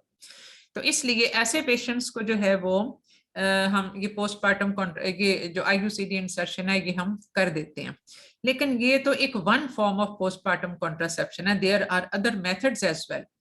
यानी इसमें जो अब हमने बाकी जो प्रोजेस्ट्रोजन प्रेपरेशन हैं या जो बाकी जो है ये जो कंबाइंड प्रेपरेशन हैं ये हमें करनी चाहिए कम से कम 3 हफ्ते के बाद, कंबाइंड प्रेपरेशन। लेकिन जो POP पिल्स हैं या जो इंट्रायूटाइन मेथड्स हैं वो तो इमीडिएटली, जैसे हम IUCD इंसर्शन करते हैं इसी तरह से जो प्रोजेस्ट्रोजन ओनली प्रेपरेशंस हैं वो हम इमीडिएटली आफ्टर बर्थ शुरू कर सकते हैं। अब जो बाकी जो DVT का रिस्क है, जो OCPs को अगर हम 3 हफ्ते से पहले शुरू करें, एक तो वो साइकिल रेगुलेशन और वो सारी चीजों उनको डिस्टर्ब करेगा ही, तो उसमें जो है वो फिर बढ़ जाता है, क्योंकि वो उसमें फिर हमें रिस्क फैक्टर असेस करने चाहिए। वो तो डेफिनेटली हम जब मेडिकल एलिजिबिलिटी क्राइटेरिया देखेंगे तो उसके हिसाब से हम इसको, ब्रेस्ट फीडिंग का डेफिनेटली एक बहुत इंपॉर्टेंट कंपोनेंट है मैकवील का, तो उसके हिसाब से फिर हमने उसको देखना होता है। अब हम थोड़ा सा डिस्कस कर लेते हैं कि कुछ जैसे सिनेरियोस हैं बेसिकली कि how you work on it. 44 years old woman requests sterilization as she does not want any more children. She has 3 children. She has regular but heavy periods. She also suffers from migraine. What are the key points to cover in counseling on BTL? कि counselling जो BTL की counselling होती है वो itself एक बड़ा important station होता है कि आपने जो BTL की काउंसलिंग है उस पे क्या क्या चीजें कवर करनी है। अब सपोज के ये पेशेंट स्टेरिलाइजेशन नहीं चाहती, इसमें तो रिक्वेस्ट स्टेरिलाइजेशन है ना, और स्टेरिलाइजेशन की आपने काउंसलिंग कर दी, लेकिन कोई सिनेरियो ऐसा भी आ सकता है जिसमें ये कि वो permanently she doesn't want to have more children but she doesn't want sterilisation, कि उसमें क्या होगा। तो what alternative methods can be offered to her. हाँ जी, क्या what method is not medically she not medically eligible for. दूसरे और तीसरे सवाल का जवाब क्या है? मैम अल्टरनेटिव में तो मैरिना यूज कर सकते हैं। हाँ जी बिल्कुल कर सकते हैं। और मैडम कॉपर टी यूज करें, मैरिना की क्या जरूरत है? वो इसलिए कि इसका रेगुलर बट हैवी पीरियड्स हैं, हैवी पीरियड्स हैं, इस वजह से हैवी पीरियड जब हो तो फिर IUCD यूज नहीं करते, मायरीना फिर बेस्ट। हाँ जी, और बैरियर मेथड्स भी कर सकते हैं वो। अच्छा, what method is she not medically eligible for? OCPs नहीं एलिजिबल, IUD के लिए नहीं एलिजिबल, IUCD एंड OCPs। हाँ ठीक है, तो ये फिर हमें मतलब आंसर इज क्वाइट सिंपल, लेकिन इसके बाद फिर मजीद उससे चीजें, यानी काउंसलिंग में ही आपके जो है वो 5 मिनट कवर हो जाएंगे, और बाकी जो क्वेश्चंस होते हैं वो तो फिर मतलब है, अब हो सकता है कि BTL की कोई टेक्निक भी इसमें पूछ ले, मतलब क्वेश्चन तो किसी भी तरीके से पूछा जा सकता है। फिर है a 25 years old lady had her condom ruptured during coitus 10 days after her periods. Next morning she comes to OPD for suggestion regarding this issue. How will you counsel her regarding emergency contraception? अब ये emergency contraception से related सवाल है। अब जाहिर है ये जो 10 days after her periods हैं, ये इसका मतलब है कि around the time of ovulation, अगर ये 4, 5 या 6 दिन भी है तो around the time of ovulation, तो उसमें जो है वो 25 years old है। अब इसमें हमें ये नहीं बताया हुआ कि पैरा क्या है उसका, अगर फर्ज किया ये नली पैरा हो तो फिर उसमें IUCD नहीं होगी। नली पैरा में अमूमन IUCD इंसर्ट नहीं की जाती। ये नहीं है कि एब्सोल्यूट कॉन्ट्राइंडिकेशन है, लेकिन PID का रिस्क थोड़ा सा बढ़ जाता है और उसकी नेक्स्ट फर्टिलिटी को अफेक्ट कर सकता है। तो इसलिए जो अगर तो उसमें पैरिटी ना दी हो तो फिर आप उसमें एज वन ऑप्शन आप उसमें कंसिडर कर सकते हो। लेकिन इसमें तकरीबन चूंकि कोई ऐसी कॉन्ट्राइंडिकेशन नहीं है, so all methods can be discussed with her. अब a 30 years old woman has 1.5 years old son. She has no history of pelvic disease and has normal menstrual period. She wants to have child spacing for 3 years. What is the ideal contraceptive method for this woman? Ma'am implants implant can इसमें फिर different है, कोई एक method नहीं है. तो लेकिन वो डंपा भी 3 यूज इयर्स कर के सकते हैं। हिसाब से और कोई जी? हिस्ट्री भी नहीं है ना। मैम डंपा भी यूज कर सकते हैं। क्या चीज? डंपा डिपॉट इंजेक्शंस नहीं है मैडम, वो भी यूज कर सकते हैं। हाँ, मतलब वही मैं कह रही हूँ कि इसमें डिफरेंट चीजें हैं. अब उसको 3 इयर्स के लिए स्पेसिंग चाहिए, तो इसमें कोई और इसका मसला नहीं है, पीरियड का मसला नहीं है, कोई और उसमें कोई डिजीज नहीं है, कुछ भी नहीं है. तो she becomes in category 1 basically, कि इसमें जो सारे मेथड हैं. अब ये चीज जो है ना, ये आप डिस्कस करोगे अब पेशेंट के साथ, जिसमें कोई रिस्क फैक्टर नहीं है, वो पेशेंट के साथ आप डिस्कस करके फिर according to her convenience and her फर्ज किया. बाज़ दफा ऐसे भी होता है कि मतलब जो है male partner is not willing for the using the variant method, तो वो भी एक सिनेरियो इसमें ऐड अप हो सकता है. तो इस तरह से जो 3 इयर्स के लिए, तो इसका मतलब है कि इसको लार्क वाले मेथड सारे ही तकरीबन सूट करेंगे. तो लार्क वाले मेथड जो हैं वो इसमें वो सारी चीजें आ जाएंगी, इंजेक्शन भी है, इम्प्लांट भी हैं, और वो सब की सब चीजें इसमें सूटेबल हैं. इवन चूंकि 3 इयर्स की स्पेसिंग है, तो she can use the oral contraceptive pills which in a row can be used safely for consecutive 3 years. तो ये सारी वेरिएंट मेथड भी कर सकती है अगर और कोई मसला ना हो तो. A couple is newly married and going through their higher studies. They want to have child spacing for 1 year. Her husband is reluctant to use any male contraceptive method. She herself is afraid of having any contraceptive method which will affect her fertility. What is the preferred method of contraception in this case, and how will you counsel her regarding that specific contraceptive method? इसमें उसने सिर्फ 1 साल के लिए उसको contraception चाहिए. Husband जो है वो वेरिएंट मेथड यूज नहीं करना चाहता, और वो खुद बजाते खुद जो है वो फर्टिलिटी का जो रिटर्न है उसके बारे में बहुत कंसर्न है. सो फर्टिलिटी के रिटर्न से रिलेटेड जो हमने पहले भी एक दफा डिस्कस किया था कि इंजेक्शंस विल बी आउट, जिनमें फर्टिलिटी का बहुत हो, क्योंकि उनमें जो है फर्टिलिटी का return may take from 7 to 12 months. तो बाद दफा उसमें थोड़ा सा लंबा हो जाता है, तो वो जो है बाकी इम्प्लांट और ये सब चीजें आउट. अब हस्बैंड उसका वो नहीं करना चाहता. अब चूंकि ये बिल्कुल न्यूली मैरिड है, तो हम IUCD भी नहीं कर सकते. तो इसमें कॉन्ट्रासेप्टिव जो पिल्स हैं वो इसमें आइडियल रहेंगी. ठीक है, जस्ट फॉर 1 ईयर है, और इसमें कॉन्ट्रासेप्टिव पिल्स के बाद रिटर्न इस मतलब कोई उसमें टाइम नहीं लगता.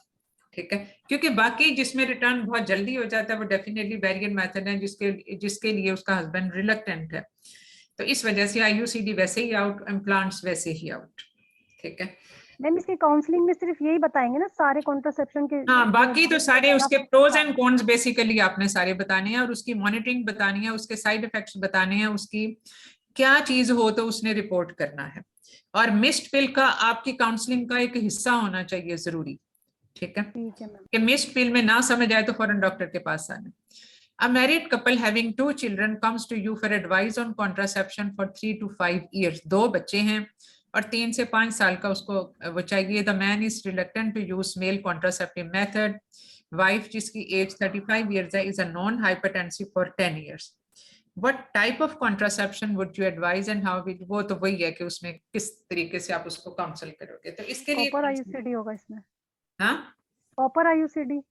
हाँ, इसमें IUCD या फिर है IUCD इसमें वो होगा, बेहतर होगा. ठीक है, क्योंकि नॉन हाइपरटेंसिव भी है और बाकी वेरिएंट मेथड इसमें आउट हो गए, और 3 to 5 इयर्स के लिए वो चलेगा इसका. Now the last example, ma'am इसमें इम्प्लानोन और जडेल नहीं हो सकता? देखो उसमें जो है ना हाइपरटेंशन से अगर उसका डायरेक्ट रोल नहीं है, लेकिन कहीं कहीं पे वो थोड़ा सा उसका एक इशू ऑफ कंसर्न आ जाता है. नाउ अब जहां पे आपको थोड़ी सी क्वेरी हो, let me see on the MEC wheel. ठीक है, मैं मैकवील से देखती हूँ कि उस पे मैकवील हमें इसका क्या आंसर करता है. So she is hypertension. ठीक है, हाइपरटेंशन का मैं देखती हूँ. इसमें ये हाइपरटेंशन आ गई। हाइपरटेंशन में जो टोटली आउट है, जो मैं मैक व्हील पे देख रही हूँ जो मेरे पास है, उसमें all the OCPs, pill, patch, ring injectable सब आउट, कैटेगरी 3। अलबत्ता progestogen only pills can be used, progestogen only injectable DMPA injection वो कैटेगरी 2 में है, यानी can be used. Implants safe, मतलब वो कर सकते हैं, इम्प्लांट्स हम कर सकते हैं, यानी जेडेल कर सकते हैं। So the answer is there, यानी हमें अगर थोड़ी सी क्वेरी है तो मैक व्हील ने हमें इसका आंसर सही दे दिया। अब ये जो मायरीना है that again is category 1 and copper IUCD that again is 1।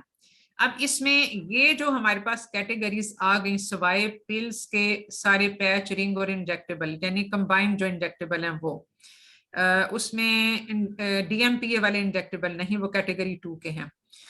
तो वो जो हैं ये अब उसमें सारे के सारे हैं। अब हम ये देखेंगे कि पेशेंट जो है वो उसको 3 to 5 years के लिए चाहिए, और इसमें मेल कॉन्ट्रासेप्टिव तो वैसे ही मैक व्हील का हिस्सा नहीं होता, तो इसमें हम बाकी के सारे यूज कर सकते हैं।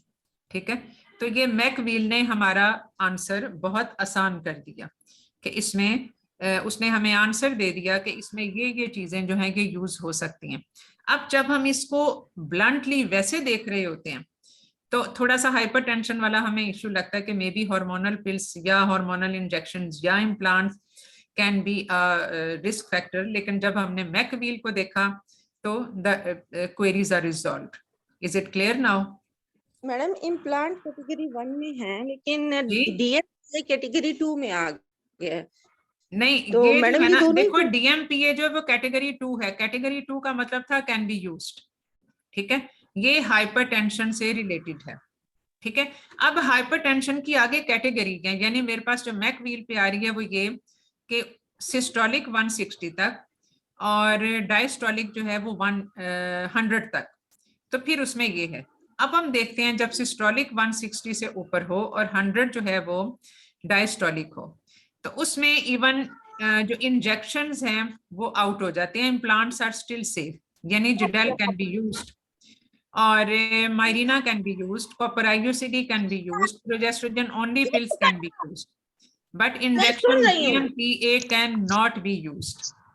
ठीक है, तो इंजेक्शन DMPA थोड़ा सा रिलेटिवली हम कह सकते हैं कि अगर इंजेक्शन को वो ऑप्ट करे तो यस यू कैन यूज, अगर उसका BP इस रेंज में हो तो जो मैक व्हील ने हमें आंसर दिया है वो ये कि हाइपरटेंशन अगर इस रेंज में हो तो उसमें क्या चीजें हैं जो हम उसमें फिर हम इंजेक्टेबल भी नहीं दे सकते अगर उसका BP 160-100 से ऊपर है तो। ठीक है, तो मैक व्हील ने हमें आंसर दे दिया अकॉर्डिंग टू गाइडलाइंस। जो हम खुद सोचते तो शायद हम उसमें प्रॉपर सिलेक्शन ना कर पाते। चलो जी, अब last question. A couple comes to OPD for family planning advice. They have 2 daughters, youngest is 4 years old. 2 months back her husband was diagnosed to have hepatitis B. Now they plan to have a male child. Their concern is regarding disease transmission. How are you going to counsel them regarding another pregnancy? What contraceptive method will you suggest them? मुश्किल सवाल आ जाता है। हाँ जी, इसमें अब क्या करोगे? अब हम हेपेटाइटिस को भी देखते हैं, लेकिन ये तो मेल का है ना, उसमें यहाँ पे तो सिर्फ फीमेल का ही होगा। तो इसमें क्या इसका आंसर क्या है आपके हिसाब से? अभी तो इनको कॉन्ट्रासेप्शन अब वो चाहते हैं, बल्कि ये तो चाहते हैं, लेकिन आप इनको फिर क्या कहोगे? मैडम जब तक वो चाहते हैं तब तक उनको जो है ना बैरियर मेथड का कहेंगे, वो जो है ना वो उसकी ट्रांसफर में तब तक उसका हस्बैंड अपनी ट्रीटमेंट करवाए। So this is the answer जी, हस्बैंड का ट्रीटमेंट होगा, बैरियर मेथड यूज होगा। जब तक एक्टिव डिजीज है, PCR पॉजिटिव है, वो बैरियर मेथड यूज करें, और उस इंटरवल में ये अपना हस्बैंड जो है वो अपनी ट्रीटमेंट करवाए, और उसके बाद फिर they can try for the conception. ठीक है, मैडम वुमेन की वैक्सीनेशन कर देंगे अगर पहले नहीं हुई हुई है तो। हाँ, वो ये सारी चीजें इसमें आ जाएंगी। ठीक है, तो इसमें थोड़े से सोशल इश्यूज भी आएंगे, यानी ये एक डायरेक्ट क्वेश्चन नहीं है कॉन्ट्रासेप्शन का, but this is basically to test your जो क्लिनिकल असेसमेंट होती है या जो क्लिनिकल ओरिएंटेशन है towards a particular scenario, that has been tested. ठीक है, अब अगर फर्ज किया ये पेशेंट को खुद अपना हेपेटाइटिस होता तो फिर हम इसमें सारे मेथड सेफ हैं एक्सेप्ट फॉर कंबाइंड पिल्स या फिर पैच या ये सारा। ठीक है, तो इसलिए जो है ये इसमें सारे मेथड ये कर सकती है और उसके बाद फिर ट्रीटमेंट के बाद ये जो है ये उसमें कंसेप्शन कर सकती है। अब हम इसको स्टॉप करते हैं यहीं पे, क्योंकि आज का हमारा काफी लंबा हो गया, almost 1.5 hour. Thank you ma'am, बहुत अच्छा, माशाल्लाह से बहुत अच्छा पढ़ाया। Thank you madam. Okay doctor Shahnaz, एक क्वेश्चन है। जी जी। जो इम्प्लांट्स है, हम जो इम्प्लांट्स है पोस्टपार्टम हम 3 वीक्स से बिफोर नहीं यूज कर सकते। लाइक हमारे सेटअप्स में लोग 3 वीक्स के बाद हमारे सेकंड पोस्टपार्टम विजिट्स पे भी नहीं आते। देखो जो प्रोजेस्ट्रोजन ओनली इम्प्लांट्स या जो हैं वो सारे इसमें मैकवील के हिसाब से देखते हैं, लेकिन जो प्रोजेस्ट्रोजन ओनली वो डिपेंड करेगा ना 3 वीक्स का आपने मुझे बताया। ठीक है, तो 3 वीक से पहले अगर हमने उसको हर हाल में देना है and she is not willing for the IUCD, तो फिर उस सूरत में हमने उसको कैसे करना है वो हम देख लेते हैं। इसमें 4 वीक्स तक उसमें implants can be used, yes, लेकिन मायरीना नहीं यूज कर सकते, कॉपर IUCD नहीं यूज कर सकते, कंबाइंड पिल्स नहीं यूज कर सकते, POP कर सकते हैं। यानी अभी जो हमने डिस्कस किया था पोस्टपार्टम कॉन्ट्रासेप्शन में, उसमें ये था कि progesterone only preparations can be used. Progestogen only preparation is basically जो उसमें POP आ जाती हैं और उसके अलावा ये इम्प्लांट्स भी आ जाते हैं, क्योंकि इम्प्लांट के साथ जो एसोसिएटेड रिस्क हैं वो कम होते हैं as compare to the depot injection. So depot injection cannot be given क्योंकि that is in the category 3, लेकिन जो कंबाइंड पिल्स और सारी चीजें हैं वो कैटेगरी 4 में आती हैं। So the safe immediately before the 3 weeks जो है वो होगा POP और बाकी इम्प्लांट्स हैं और बाकी बस यही है, ये 2 हम जो यूज कर सकते हैं अगर हमने हार्मोनल मेथड यूज करने हो। अदरवाइज तो इसमें बैरियर मेथड्स और बाकी सारी चीजें तो आती ही है। मैम डायबिटीज और ओबेसिटी का भी जी थोड़ा सा है हार्मोनल का। जी, डायबिटीज, डायबिटिक पेशेंट और ओबेसिटी। डायबिटीज और ओबेसिटी आपको बताएगी ये मैकवील। ठीक है, और इसमें हम डायबिटीज को देख लेते हैं। हाँ जी, डायबिटीज में जो है ऑल आर सेफ, यानी सारे जो हैं सवाई कॉपर टी के जो कैटेगरी 1 है बाकी सारे कैटेगरी 2 हैं। इसी तरह से ओबेसिटी जिसमें BMI इज मोर देन 30 उसमें सब सेफ हैं, वो सारे मेथड सेफ हैं, सब यूज हो सकते हैं। So according to the MEC wheel diabetes और ओबेसिटी में सारे मेथड हम यूज कर सकते हैं। मैडम, हाँ जी मैडम क्वेश्चन है, प्राइमी ग्रेविडा है और उसका प्रोस्थेटिक हार्ट वेल्व है और उसको कंट्रासेप्शन के लिए काउंसिल करना है। प्राइमी नहीं है बल्कि नेलीपेरस है। उसका हार्ट डिजीज कार्डियोवैस्कुलर डिजीज में हम देख लेते हैं, लेकिन मैडम, बेटे ये तो मैकवील से आपको खुद भी पता चल जाएगा। मैकवील यूज करोगे योर लाइफ बिकम इजी। ठीक है मैडम उसका वैल्व रिप्लेस हुआ है क्योंकि इसमें जो मैडम उसको नॉन हार्मोनल दे सकते हैं, कॉपर IUCD दे सकते हैं, और वो मतलब ये कि in the setting hospital setting में रखना होगा जहाँ पे सारी प्रिपरेशन हो कार्डिक के लिए। मैडम वो नेलीपेरस है।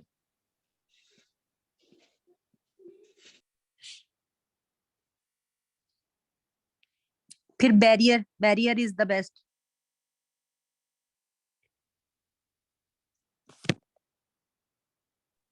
लेकिन बैरियर का फेलियर रेट ज्यादा है ना, बेस्ट नहीं कह सकते। Progesterone only pills, hormonal, heart problem जितने भी होंगे उसमें प्रोजेस्टेरॉन दे सकते हैं।